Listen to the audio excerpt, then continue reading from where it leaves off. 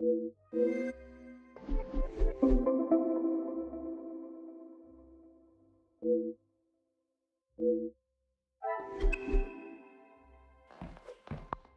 Sterling.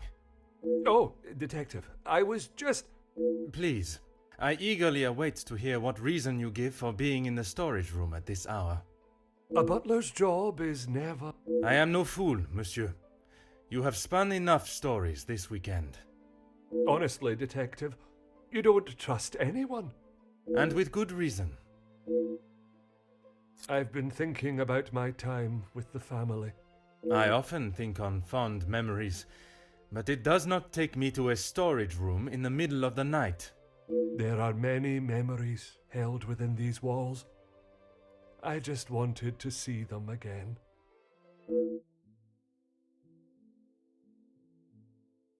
I didn't realize the noise I was making. Obviously. Were you preoccupied looking for another of the Major's medals? Of course not. I already explained. No, monsieur. You attempted to dupe me again into believing one of your stories. Please, Detective. I know you know how it ended up in my possession. I was just trying to get some extra money together to send home. I can't lose this job. If Lady Van den Bosch found out... Theft of a medal would be the very least of your problems. Deceive?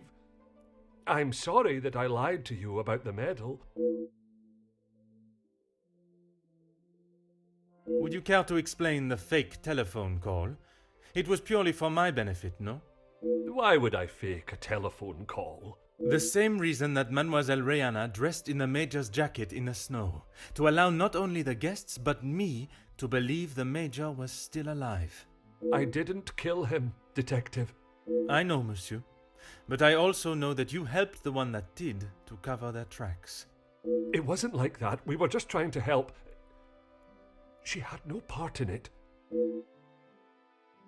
You never let on. How long have you known it was her? Monsieur, I am Detective Hercule Poirot. I only show my hand when I deem it necessary. You will be taking her away then. She will stand trial for what she has done. But you don't know the full story. She is just a servant in this house. If she is arrested, that will be the end for her. If Mademoiselle was only protecting herself, as you both have claimed, she will surely be found innocent. The Major's military storage box. The one that stored his medals. Amongst other things, yes. And those other things are? I had to protect her. If you found it when searching the study, you would have carted her off then and there. Whatever it is you have hidden, it will not remain that way for much longer.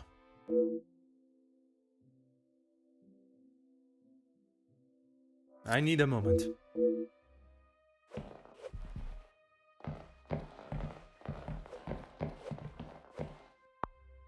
Oh.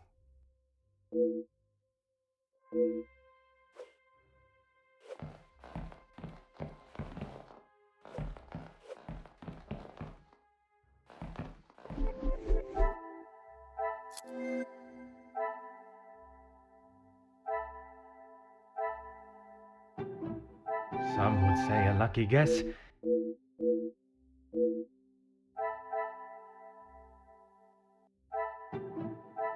The pieces of the puzzle.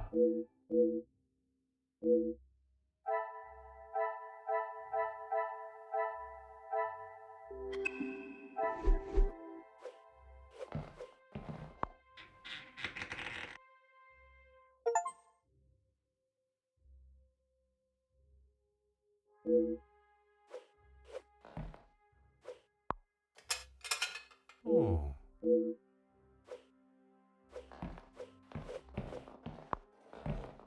Hmm.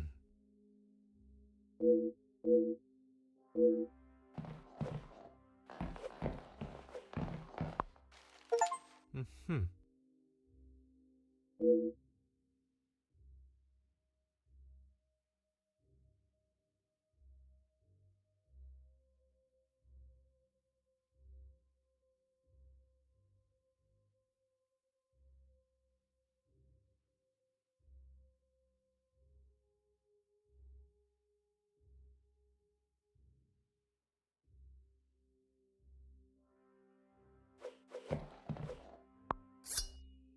Aha.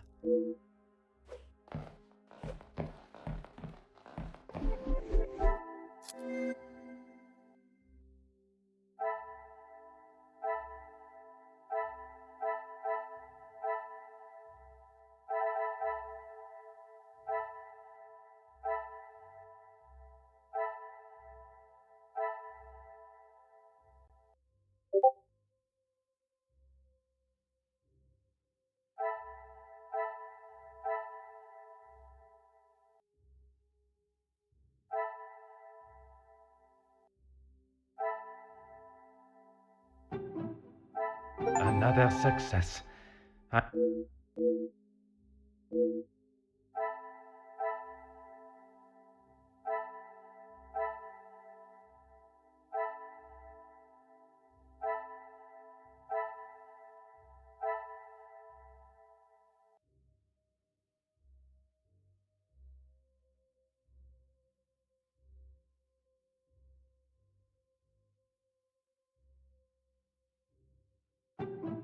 Order and method. That.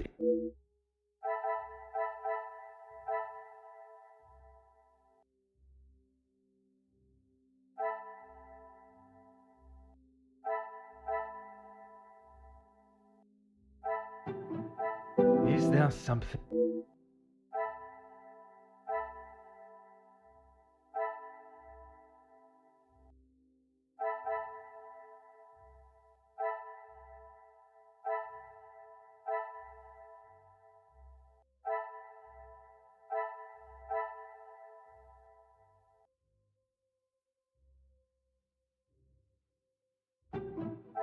I must act on thought.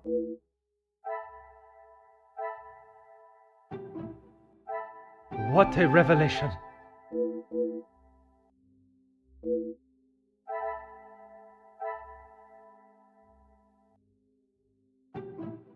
I should not be surprised by my own.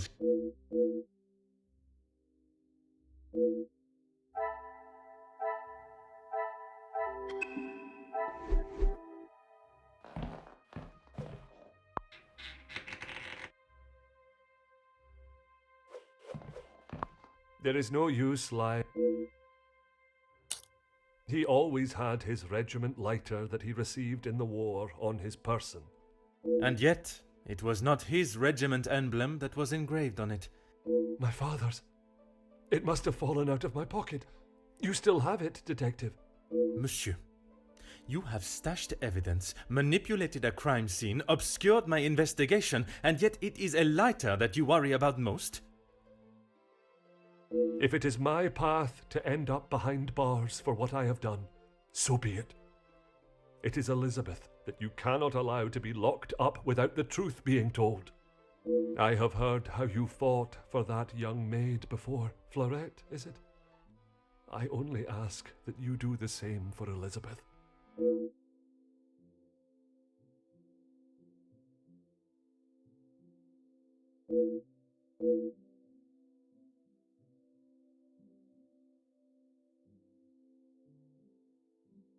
You found it. Even the secret area that has been created here is not concealed enough to stop Detective Hercule Poirot. I couldn't just leave it at the scene for you to find. The Major was killed by his own knife. The knife that protected his life during the war would eventually be the one that ended it. It was in his holster when he attacked her. He had hold of her arm. What else was she meant to use to get him off of her?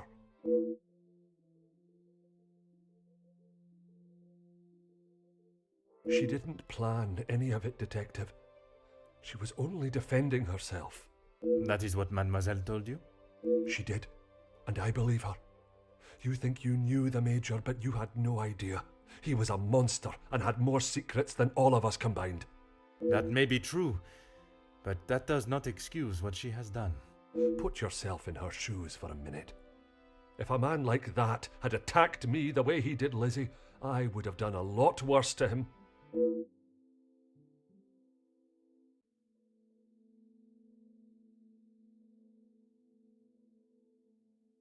I need a moment.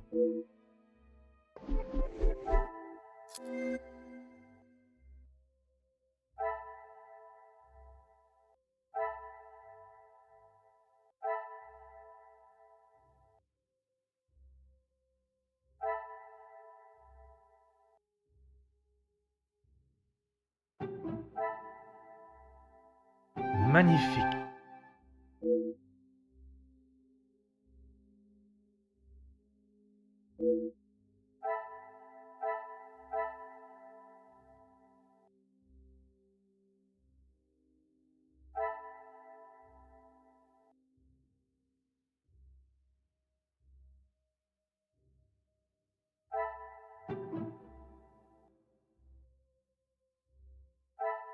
Come, my little grey cells.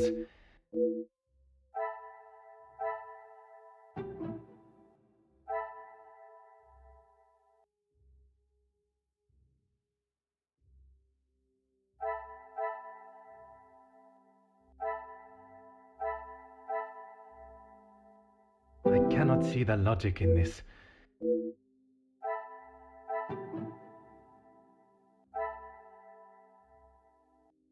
I must take a different approach.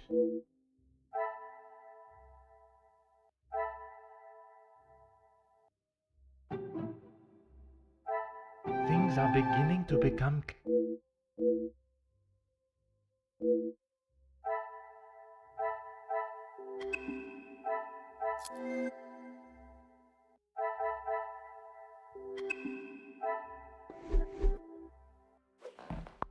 There is no use lying. When you asked me yesterday about seeing someone out there, I thought the game was up. That does not explain what you were doing out there. When Lizzie took me to the study, the knife was still in the Major's chest, and I knew I had to get rid of it. I dropped it out of the window, knowing no one would be going outside. It was fine for the time being, but I couldn't risk it being found when the snow melted. So you collected it under the cover of darkness and stowed it away in here where you thought no one would find it. After your questioning in the pantry, I knew you were onto something, and I couldn't leave it here. And where did you plan on moving it to? Honestly, I don't know.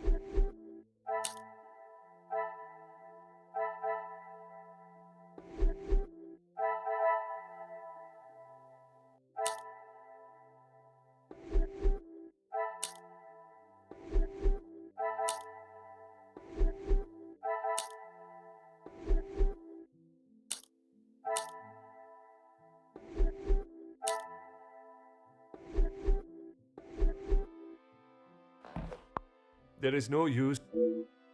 Why what? Why I would risk everything to help Lizzie? Exactement. Because she is family. If you were in that position, you would do the same. I can assure you, monsieur, that I would not. Then perhaps that says something about you, detective. I would do anything for her, for any of my staff. Even if it means crossing the boundaries of the law? Without question.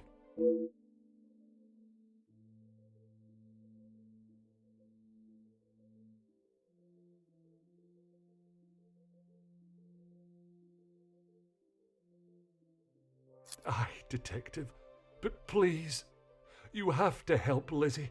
It was all an accident. She doesn't deserve to spend the rest of her days behind bars because of that man. If she is put behind bars, it is because that is what the courts have decided upon. Detective, you can't be so cruel. It is not cruelty, monsieur. It is the law.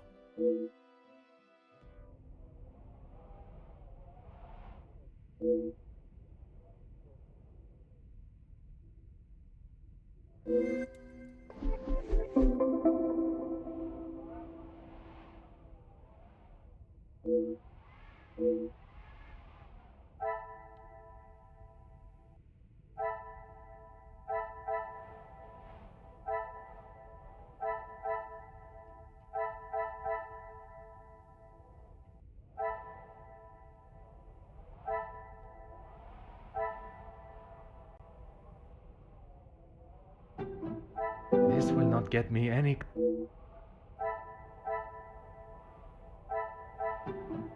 What a revelation!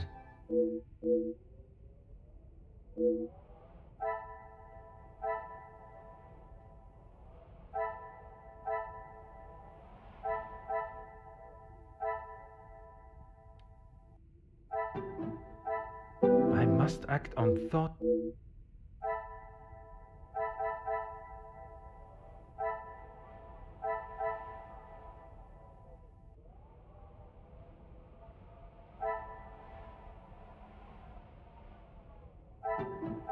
This will not get me any closer to my...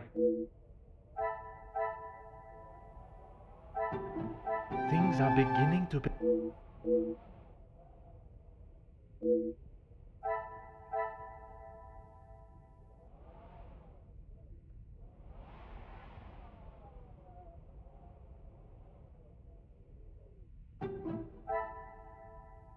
Magnifique.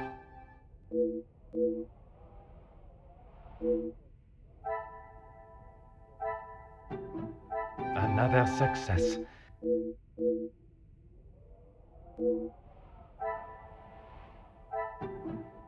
Some would say a lucky guess.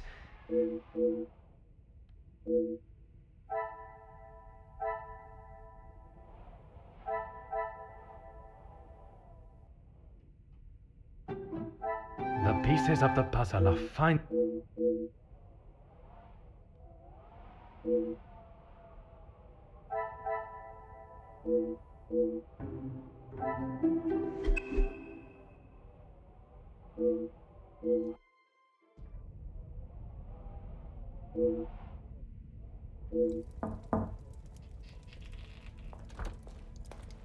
Detective Poirot, I'm glad you're awake. Bonjour, mademoiselle. It has certainly not been a night of peaceful sleep. There is something that we must discuss. Please, Detective, I'm not sure I can take any more surprises like last night. I'm afraid this may be the most upsetting of them all. You have found Felix's killer, haven't you? I have. And the guilty party will certainly come as a shock. Detective, please. It was Mademoiselle Elizabeth that was behind the Major's death. You must be mistaken. Elizabeth could not do such a thing. I assure you I am not. It is something I spent much of last night deliberating. When you spoke of the telephone lines being out of order, it made me question the conversation I thought I had heard Monsieur Sterling make with the Major before connecting the call to him. But it hasn't been working all weekend. Exactement, mademoiselle. That is when I knew I had once again been lied to. She was meant to be resting in the staff quarters. She has not been well. I am afraid that was yet another lie, orchestrated to keep her from incriminating herself. Why would you think that, Detective? I only managed a few words with her before we were quite abruptly interrupted by Monsieur Sterling. I must admit, he has a habit of speaking over the other staff.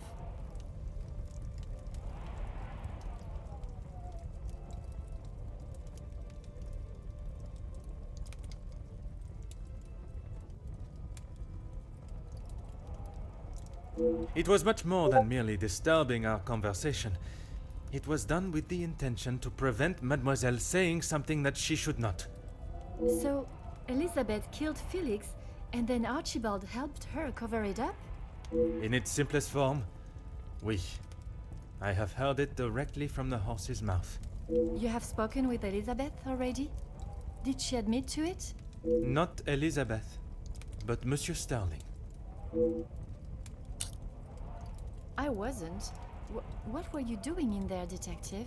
It was Monsieur Sterling that I found in there. I was taken by some surprise to hear anyone awake at that hour. What on earth was he doing? He claimed he was merely reminiscing of his time with the family. You don't believe him? It did not take long for me to uncover the truth of why he was there, and the location of the Major's murder weapon. Hidden area? A room that held all of the Major's secrets. I had no idea. Did you discover the reason for his blackmail? I did. Were you aware he was dishonorably discharged from the army? Dishonorably? What does that mean?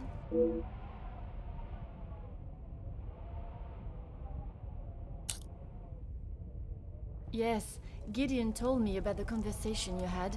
It is really quite upsetting. Zachariah was adamant of the Major's cruelty during the war, but the extent was not known until now. He killed a number of prisoners, men that were friends of Zachariah. Surely not. He would not do such a thing. They must have been trying to escape. I am afraid not. They were in fact unarmed. Oh, detective. It is the reason he was discharged, denied his military pension, and I believe the reason he fled England. He had been such an important part of my life for so long, but I feel like I hardly knew him. Innocence? You said it was she that killed him. It was her hand that held the knife, but he was quite insistent it happened in self-defense. In all of the years I have known her, she has barely even raised her voice. I cannot believe she would do something like that out of malice. The whole truth cannot be known until Mademoiselle Elizabeth has told her story.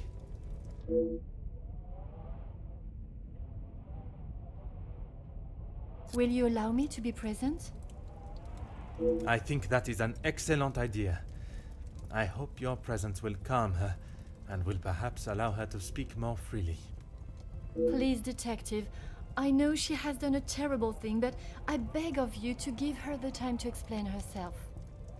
I will offer Mademoiselle Elizabeth the fair trial that she deserves, as I would with any suspect. Thank you, Detective Poirot. Would you bring Mademoiselle Elizabeth to the study, where we will not be disturbed?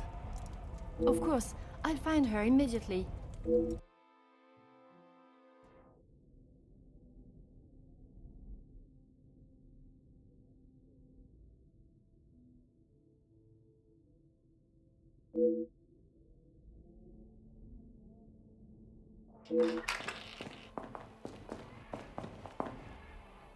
Mademoiselle Elizabeth, merci for joining us. Miss Angeline said you requested to see me urgently. We have some serious matters to discuss, and I would like to waste no further time. Oh, yes, Detective. Still not quite myself. I was surprised when Monsieur Sterling hurried you to assist Madame Vandenbosch. I should not have avoided my duties for so long. The house does not stop because I'm feeling a little under the weather. That is true, but you cannot be expected to complete all your tasks if you are not in the right frame of mind. Honestly, Detective, it was best for me to not sit and wallow anymore. Have you been able to uncover who the blackmailer is? The blackmailer's identity has been established, and they will pay the price for their crimes. Wonderful news, Detective. You can put it all behind you now. You must be thrilled. I would not say thrilled, knowing that such a close friend has betrayed us. Mademoiselle is correct. What I have learned over this weekend is that people are not always as they appear. While they may give an impression of being a friend or ally, they can in fact be something completely different. And, what of the Major's killer? Well, mademoiselle, that is why I have asked you here now. I'm not quite sure what you want me to say, Detective. Your honest opinion is all I ask, and, s'il te plaît, do not hold back. No one else felt it necessary. We only spoke when there was something in the house to be done. We did not speak of interests or pastimes. You knew of his work with Monsieur de Silva? I only know what is required of me to know, and that is very little. But you were aware of his work as security at Monsieur de Silva's factory. I was. The factory your beloved Luke worked at before he was cruelly taken from this world. Yes, Detective. Yes, that is where he spent his last moments. Standing shoulder to shoulder with his fellow workers. The resulting riots were a terrible tragedy, one that I hope we will not have to see or experience again. Something that could have been avoided had the Major and his team done what was required of them. Nobody deserved to die that day. Not my Luke. Detective, what kind of question is that? It is a straightforward one. He... Mademoiselle, if there is something you wish to tell me, now is that time. I'm sorry, Detective, I just don't know how to answer it. Let us consider what we know of the Major. He fronted the militia that attacked the workers at the strike. You were aware of this? You finally had someone to blame for Luke's death. Someone conveniently located in the same house, alone in his study. No, Detective. It wasn't like that. Tell me what happened with the Major on the evening of his death.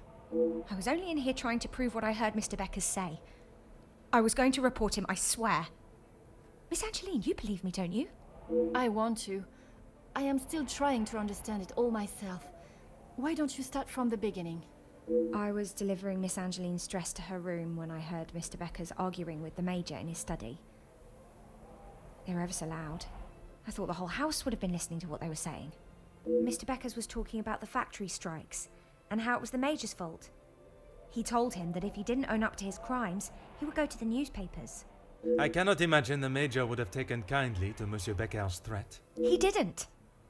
He called him some rather uncouth names before Mr. Beckers left and went downstairs. I made sure to keep out of sight. After the altercation between the Major and Master Gideon, you went to speak with him outside, and I thought I could look around his study without anyone knowing. I had to know for sure. If it was true, he deserved to be held accountable. And did you find the proof you are looking for? I found a payment from Mr. De Silva, but there was nothing incriminating about that. I was so nervous. I felt like my heart was beating out of my chest. And then you saw the blackmail note. I recognised the writing on the envelope. I couldn't believe it. How could he do such a thing to Angeline? To the family that had taken him in? Common sense would determine the Major was another victim of the blackmailer. If I'd have used common sense, I wouldn't have been snooping around alone in his study in the first place. I heard the footsteps in the hall, and before I could move, the Major was standing in front of me, demanding to know why I was going through his belongings without permission. I tried to come up with an excuse, but nothing came out, and when he saw the letter in my hand, it was like Dr. Jekyll turning into Mr. Hyde. I tried to move around him towards the door, but he hurled something towards me, and it crashed against the wall. That would explain the damage to the wall. I froze. I have never been so scared in all my life. I thought he was going to kill me there and then. And you thought you would beat him to it? Oh, Detective, you make it sound as though I had it all planned. He lunged forward and grabbed me by the arm. I tried to push him away, but he was too strong. His grip just got tighter and tighter. If only you had seen the look in his eyes, I dared not even scream. I saw the sheath on his belt. I didn't know what else to do. I didn't want to hurt him, but he wouldn't let go of me. So you took your opportunity to put an end to it all. I just wanted to get him off me. I didn't want to hurt him. I reached for it and I jabbed it at him. His grip instantly loosened and I ran straight out the door and didn't look back.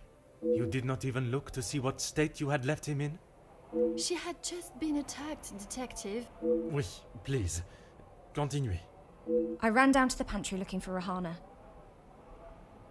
She took one look at me and knew something was wrong. I explained to her what had happened and she went to find Archie. She said he would know what to do. We went back to the study and he was still lying there, motionless. Archie said that no one would believe me. That if someone like me killed someone like him, I would be sent straight to the gallows. He left the letter so you would find it. He said that if people knew what the Major was really like, then they wouldn't care what happened to him.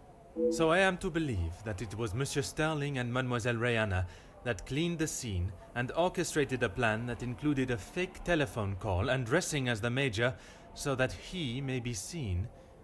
You had nothing to do with that. I swear I had no idea that is what they had done. Archie just told me to stay out of sight.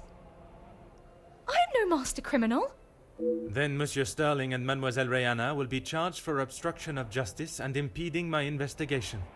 Please, Detective, they were only trying to help me. If they wished to help you, they should have brought all of this to my attention immediately instead of committing more illegal. Surely you haven't forgotten what happened with Florette. She was only accused of stealing a bracelet. I killed a man. It is a day I have not forgotten, mademoiselle, even for a moment. Without your help, I don't stand a chance. Please, Detective Poirot, you are the only one that can help me. Oh, Elizabeth, why didn't you come to me? I didn't think you would believe me. I felt so guilty. And when it was announced yesterday that he was a victim of the blackmailer, I wanted to tell you everything. I came to find you last night, Detective, but Archie stopped me.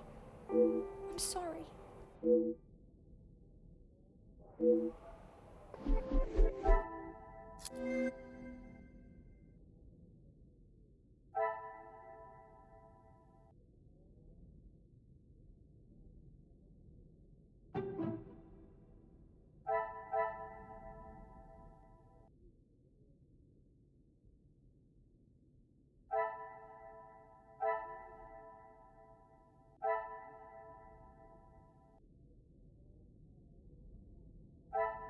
Is there something?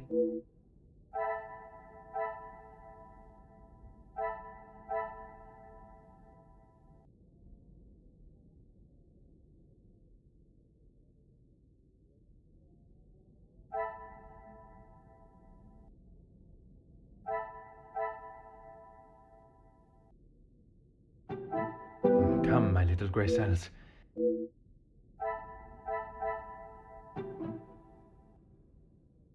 Order and method. That is the...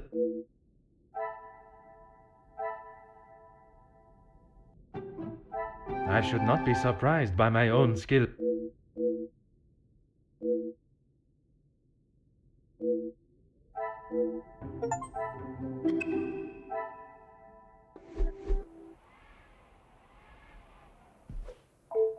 Oh, yes, Detective. I don't know where it is. If you have been honest with me until now, I ask that you continue. I'm sorry, I really don't know. Archie dropped it out of the study window and he said he would deal with it. I couldn't bear to touch the thing.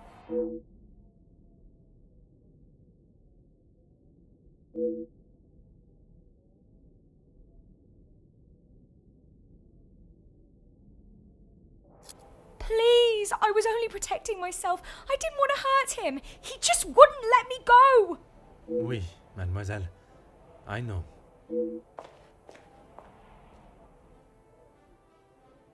Mademoiselle tells quite the harrowing story. I cannot imagine the Major acting in such a way.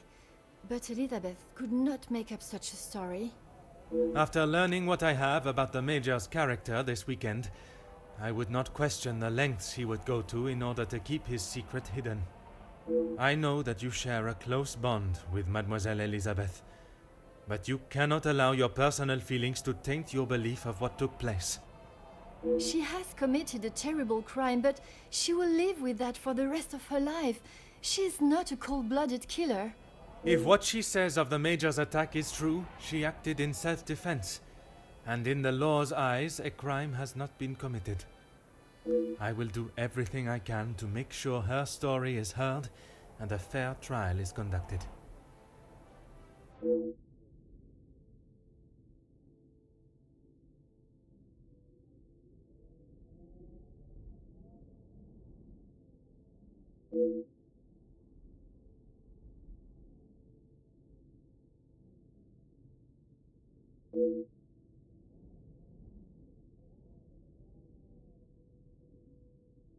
Mademoiselle, it is time I addressed the house. Are you sure? What will you say? What if they do not listen? I can assure you, they will. Elizabeth was right, though. She's just a servant. What if they... Mademoiselle, when Detective Poirot speaks, they will listen. Would you ask the guests to convene in the library? Of course.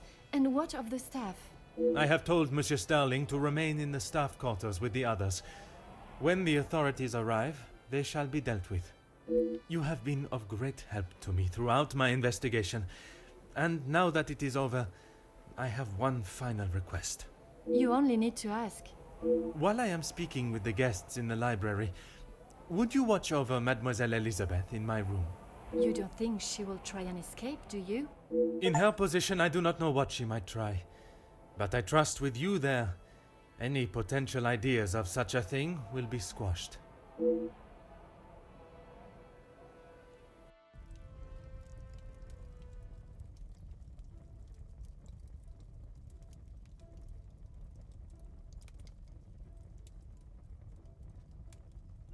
Detective, you have spent more time making us sit and wait for you than anything else.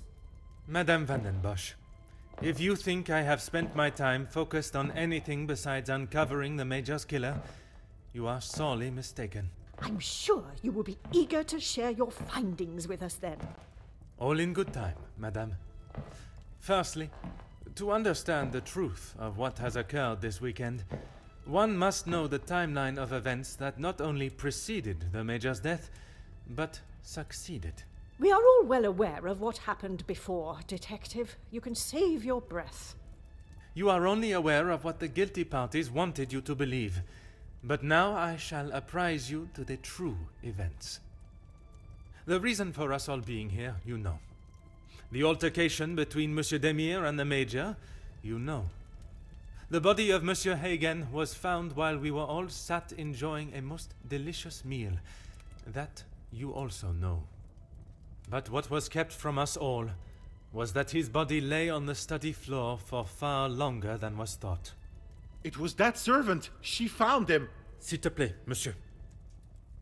It was indeed young Inga that found the Major's body lying lifeless in the study. So it was her. Monsieur, I will not allow for any further interruptions.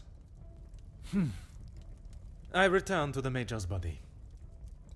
If we are to believe the scene that we were presented with, the Major must have been killed during the first course of our meal, a meal that none of you left, even for a moment.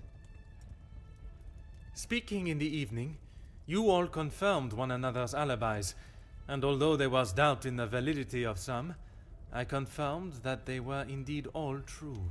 What I could not understand was how a man came to be found dead, and every guest accounted for at the time of death. That is until I questioned the latter. Monsieur Beckers, I shall now allow you to speak. You saw the Major smoking a cigar in the snow. Is that true? It is. False. You saw what you were meant to see. Someone in the Major's coat standing outside, giving the illusion that the Major was still very much alive. Monsieur da Silva, on the afternoon of the Major's death, do you recall hearing a telephone ring? Now that you mention it, I have not heard a single ring all weekend. Correct. The telephone lines have been down for the duration of our stay, meaning the telephone call that was received and promptly directed to the Major's study was yet another act of trickery and deceit. But it did not end there. When I entered the study for the first time, it was obvious someone had already been there and falsified the scene to stage a burglary and clear away important evidence, including the murder weapon. What followed was an investigation that had already been hindered, but even those lengths were not enough to derail me for long. I think we have all had enough of your self-praise, Detective. Perhaps you would like to tell us who killed him now? Madame, as I'm sure you would expect, it is not as simple as that. What many of you do not know is the discussion that was had between the Major and Monsieur Beckers earlier that day. What has that got to do with anything? I told you I didn't kill him. That I know to be true. What you do not know is that it was not only his ears that heard your spoken words. I hope you are not implying I had something to do with it. No, madame, there was another. Mademoiselle Elisabeth. You are all aware that the Major was hired by Monsieur de Silva to front the security during the workers' strikes. What very few of you know is that it was the Major's order that instigated the vicious attacks on those unarmed men and resulted in numerous deaths, including Mademoiselle Elisabeth's fiancé, Luc.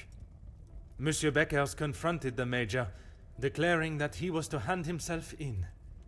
That is what Mademoiselle Elisabeth overheard. Now, knowing the truth, she waited until the Major was away from his study. After he stepped outside, following the confrontation with Monsieur Demire's fist, it looked to be the perfect opportunity, or so she thought. The Major returned and found her looking for the proof she required to hand him over to the authorities. If the maid bumped him off, why hasn't she been arrested? The events that followed in the study are not those of a cold-blooded murder, but one of a young girl that had no other option but to protect her own life. Sounds to me, Detective, like you have taken a shine to this young girl and would rather protest her innocence than arrest her for murder, the crime she has committed. Jeez, this is gonna make for a juicy story. Mademoiselle, I ask you this. You have seen the Major's anger before, oui? What if I have? How do you think he would have reacted if someone was to find proof that he had committed a terrible act, and that if made public, would surely result in his incarceration? Exactement. It is quite the story you have told, Detective, but all I have heard is that Elizabeth overheard a conversation blaming the Major for her fiancé's death, and she murdered him in revenge. A servant killing a man that is as revered as he was. She will face the noose. I am not denying that a man has lost his life, but it is not the crime of murder that you all believe. While the Major did not deserve to die in such a way, it was his actions towards Mademoiselle Elizabeth that drove her to defend herself in any way she could. Mademoiselle Elizabeth will be punished, but we will let the law decide the severity of her punishment. She has played you like a fiddle, Detective, acting the innocent victim. She will be arrested and hanged for her crime, like every other cold-blooded killer. Hear, hear. Give her what she deserves. The girl has got to pay for what she's done.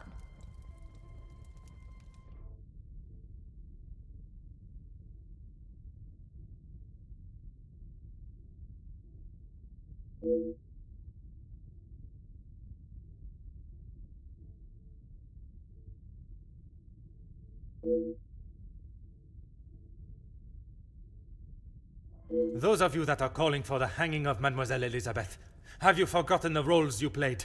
Your actions have been far from innocent. Look, Detective, I see where you are going with this, but it's not going to work. So maybe the strikes were down to De Silva and Beckers. But don't try and drag me into their mistakes. Mademoiselle Conrad, if you are so confident of your innocence, perhaps we should begin with you.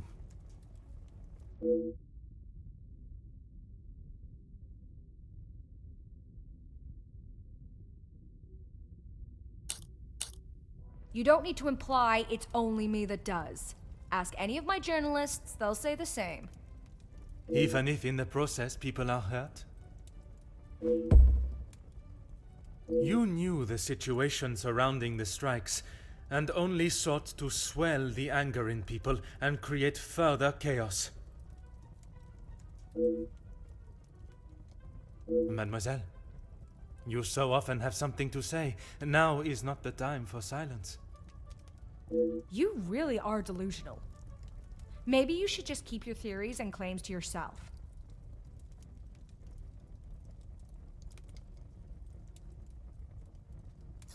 You obviously have no idea what goes on in my world.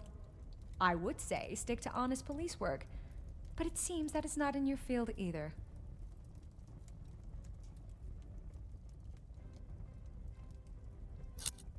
Look, it's... Mademoiselle, I do not have time for your excuses. Do you wish to state your direct involvement, or should I? It's not... Okay, fine. Yes, the story was going nowhere. There was a deal on the table, and it was going to be done and dusted. Everything you said is true. I wanted the story. The scoop that would have blown the others out of the water. I never wanted anyone to get hurt. But I can see what I did wasn't right. I didn't think you had this side in you. I can see now why Angeline asked for you personally. You're not like other cops. It's clear it's the law and doing the right thing through and through with you. If you say it was self-defense, I believe you. We can't just forget what that girl has done. It's not Jackie's fault, or any of ours, that she decided to do what she did. Monsieur Beckers, you are the last person I expected to defend Mademoiselle Conrad.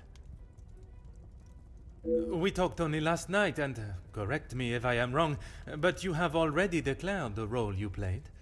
To me, at least. Yes, we talked. It's just not fair of you to attack Jackie like that, putting words in her mouth until she succumbs to your plan.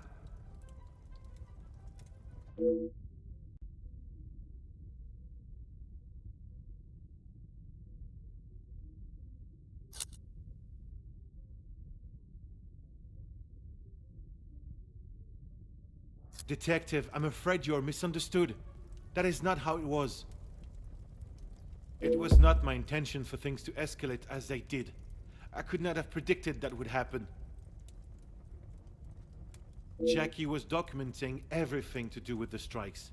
She wanted our story to be heard and wanted to know how I was handling the negotiations. And they were handled by yourself? Naturally. If I cannot handle simple negotiations, I am not fit to be in the position I am in.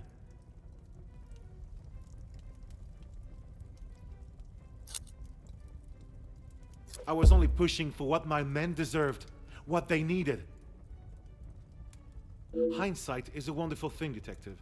Surely you must know that. Nothing is ever simple, Detective. I'm sure you understand that better than anyone.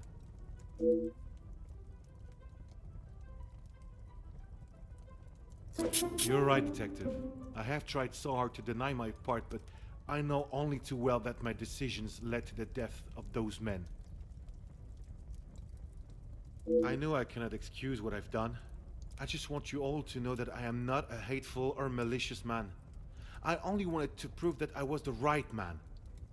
I have lived in other shadows for so long. I thought I would be able to finally step into the light and be the one that everyone remembered, not forgot. Monsieur da Silva offered me a deal and I turned it down. I thought I was doing right by the workers, but it was only myself I was thinking about. What more proof do you need?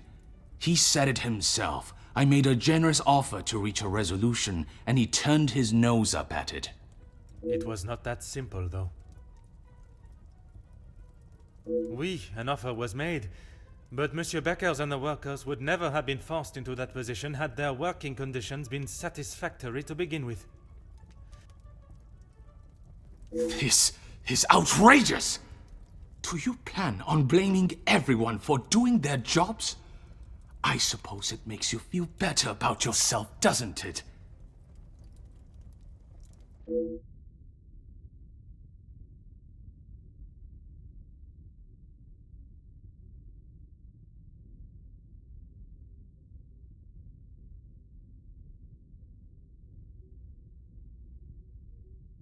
It may be a big deal to you, but I am used to workers not being happy with something. And most of the time, that unhappiness is directed at me. When you're in charge of your own factory, you'll understand.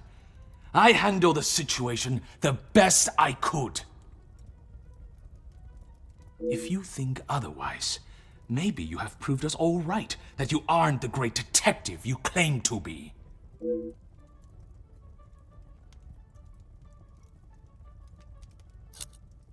Do your worst, detective. Monsieur da Silva, Do you really think this is the first time blame has fallen at my feet? Although I don't think I've seen someone try so hard before to even convince themselves of what they are saying. have you not learnt enough already from having your factories closed? If you have any hope to return to normality, you must admit your faults and accept the repercussions. Apparently anyone can become a detective now. Through order and... Order? There's no order in beating down who you consider suspects until they have no other option but to admit something, guilty or not. Monsieur da Silva, you have stood steadfast, and your opinion on your involvement has not wavered. Detective, you would do well not to anger my friends. It was not my intention. I only want those responsible to be held accountable for their actions. The Major's death does not fall on one person alone. Does your position on Mademoiselle Elizabeth's guilt remain the same? Even after all your attempts, Detective, Felix was still murdered. Self-defense or not, she chose to hide what she had done because she knew what she had done was wrong. And she will be punished for it. It was not choice to hide anything, madame. If in her position, I ask, what would you have done? The Major has already furiously thrown an object at you, barely missing your head, and now has hold of your arm. I wouldn't have driven a knife into him, that I can tell you for sure. She is no fool. She intended to kill, not to defend.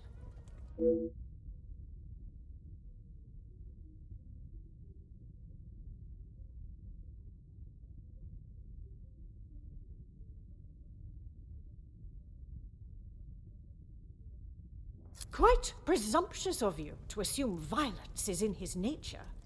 Putting my own feelings towards the Major aside, he was not an honorable man, at least at some time in his life. He must have been for you to allow him in your house for so many years. So, even you confirm he had a history of aggression. I'm sure that is none of my business. Likewise, it is none of yours. The Major shot and killed a number of unarmed prisoners as they were bound and terrified, posing no threat. His actions are unforgivable and should not be defended by anyone. You judge him so harshly, but I return the question. What would you have done in his position? He had made mistakes. I will not deny that. In those moments when a decision had to be made, it fell to him, and he did what he saw fit.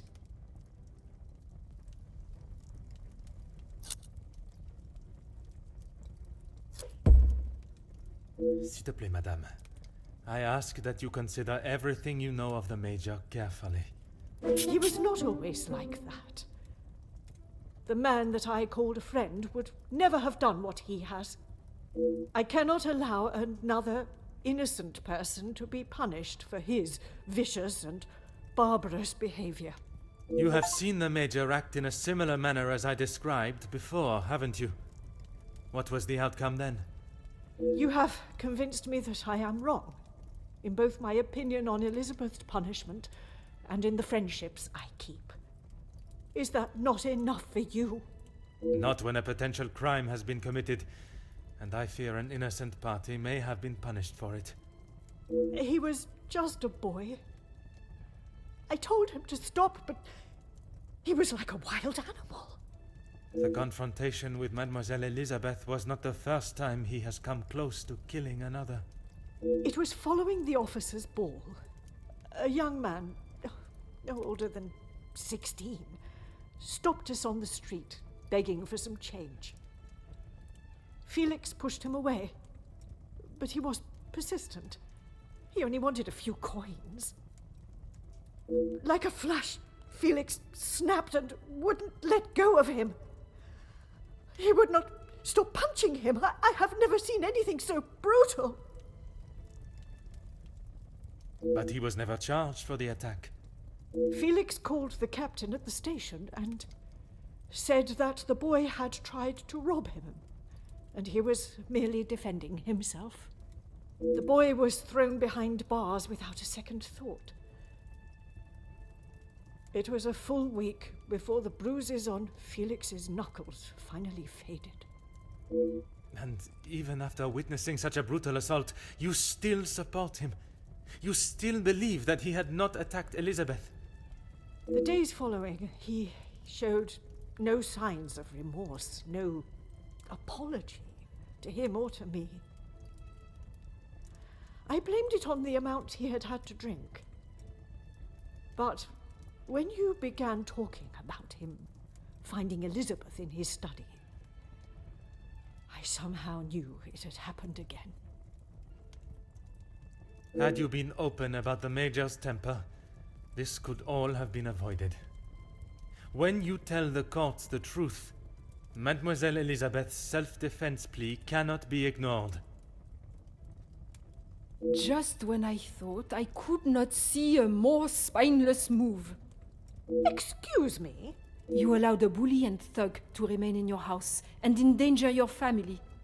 I'm sorry, Margot, but I am struggling to understand why you have involved yourself in this affair. I'm surprised you can hear me way up there on that high horse of yours. How dare you speak to me in that way? Who I decide to keep in my house is my decision and no one else's. I can see that. Murderers, thieves, and extortionists are all acceptable, it seems. Countess, I have talked at length of the Major's death, but not the reason for my invitation in the first place. When I last gathered you all together, I spoke of a blackmail ring that was rife in the area, and then of the letter that the Major had received. Mademoiselle Angeline requested my help personally after she received such a letter threatening her family name. She felt I was the only one that could uncover the truth. And uncover the truth I have. Get on with it, detective. Who dared try and extort my family and then have the gall to allow me to welcome them into my home? If it was not for the honesty of a young servant, I would perhaps still be looking for the For goodness sake, it was me. Margot, how could you? While it looked as though the Countess was helping the young women at the shelter, she was in fact only finding them positions of employment in wealthy homes to gather information on them and learn secrets that she would ultimately be able to use against them. Monsieur da Silva fell victim to her network of moles and was in turn blackmailed. It was quite the prosperous setup you had, knowing that they would not be prepared to lose their social standing if a secret was to find its way from where it had been hidden for so long. That cannot be true, Margot. How could you do such a cruel thing? That is rich, coming from you. You are one of my oldest friends. High and mighty, Madame Van den Bosch. You think you can do what you wish when you wish it and there will be no repercussions. You are as bad as all of them. If I do not get a straight answer out of you, I will march you to the police station myself. I'm surprised it took the Major this long to start living with you. He must have been on the edge for some time. How dare you speak to me like that? In my own home. A home you share with the father of your daughter for so many years, and she still remains none the wiser. You have no right. Maman, Angeline? Have you heard what she has admitted to? She is merely trying to make herself... is what she says true? Felix, he was my father? That is the secret that the letter was talking about, isn't it?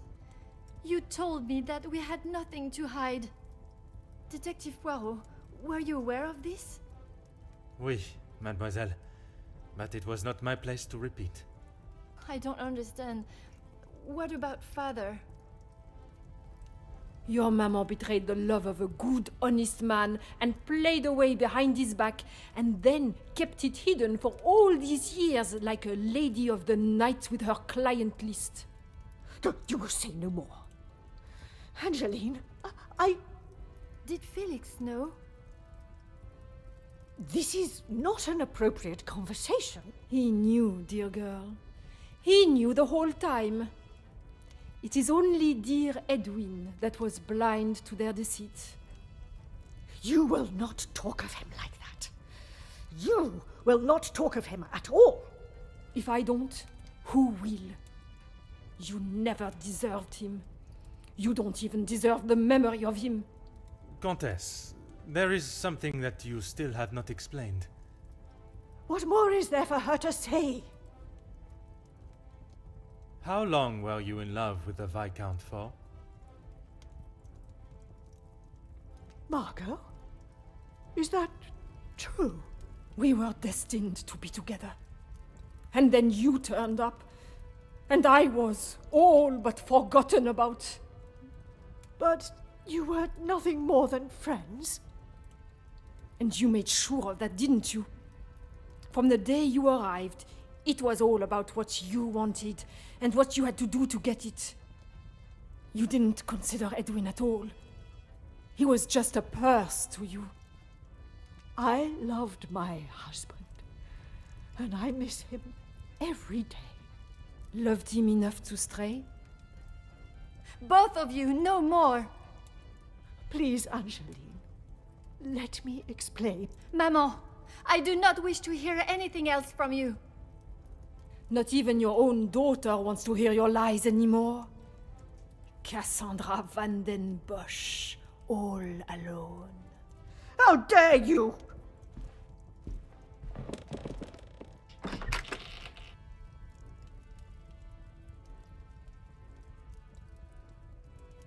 While I feel a sense of satisfaction and pride in solving both cases, there is still a part of me that is reluctant to revel in triumph. I am content with the unmasking of Comtesse de Vos as the blackmailer, and knowing that she will pay for her crimes. But it is the justice for Mademoiselle Elizabeth that worries me. She will stand in a court of law, and I can only hope that they can see she acted in self-defense. I must trust that our legal system and justice will prevail, and a fair sentencing will be given. In protecting her own life, she took the life of another. Perhaps the guilt she must live with is a greater punishment than any sentence she can receive.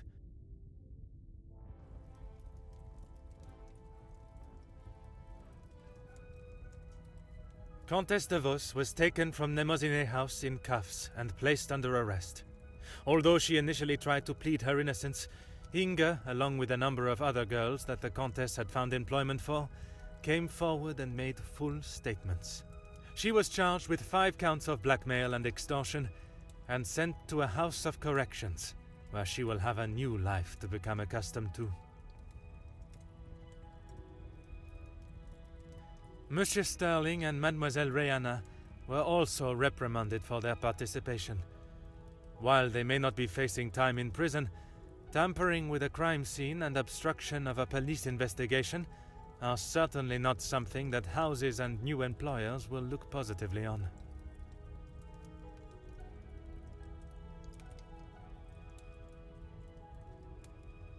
Mademoiselle Angeline finally became Madame Demire, and together they took up residence in England, where Monsieur Demire continues to support and fight for fairness and equality in London. I am happy to say that we have remained in contact, and Madame Demire has become a regular correspondent of mine, and the latest joyous news is that they are expecting a child of their own. Madame Van den Bosch showed compassion that I had not seen in her before. She stood in court and gave a truthful and genuine character reference of Elizabeth, as well as describing the Major and the atrocious crimes he had committed. After Madame Van den Bosch's secret was revealed to the world, her position in the social hierarchy was no more, disappearing in a moment. While she still resides in Belgium, I believe she has had to adapt to a far more modest way of life. A humbling experience for her, I am sure. Following her actions in the courtroom, Angeline believed that her maman still had a place in her life. Although they are on different sides of La Manche, they remain in contact. Mademoiselle Conrad left Nemozinet House the same way she entered, confident in herself and audacious in her opinions. Her report of the Major's murder at the house and the surrounding blackmails became one of the most talked about stories of the year.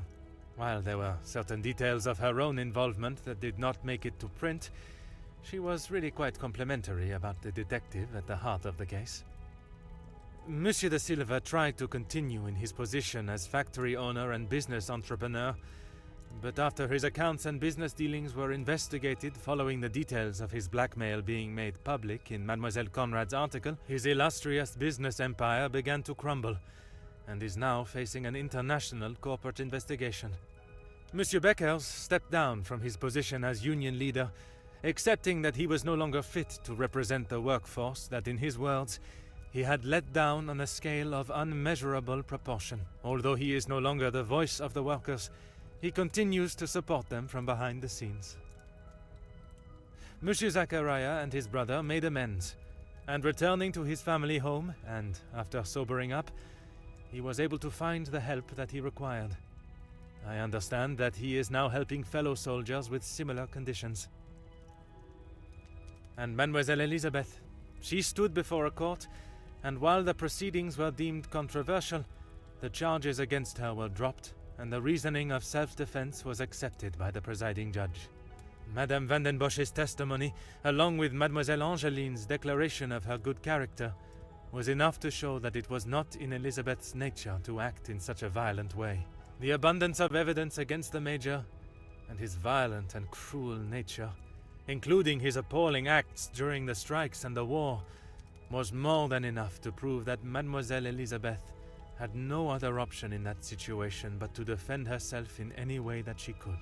With the new arrival of Madame and Monsieur Demire's child next year, they have agreed to give Elizabeth the opportunity to return home to England and take up a position in their home as nanny.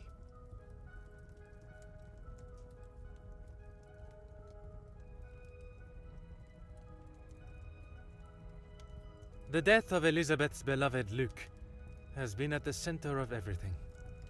Had those in positions to help not acted with only themselves in mind, perhaps he would still be alive today, and the Major would have paid the price for his own crimes in the eyes of the law, not at the blade of a knife. The blood of Major Felix Hagen will remain on Elizabeth's hands. A stain that wherever she is and whatever she may do, she will never be able to wash clean. However, it will remain as a reminder to not only her, but all of us, of what we as human beings are capable of to protect ourselves. We all have something that may be considered shameful or sinful, and it is how we deal with it that shows our true character. Those involved in the riots, the workers' deaths, and the Major's killing believed themselves to be untouchable. Whether it was from their social standing or their confidence in themselves, they learned that everyone is accountable for their actions. There is no exemption because of the suit you wear or the money in your bank account. There is no price to a man's life. It cannot be bought or traded or discarded. No man is better than another, including Detective Hercule Poirot.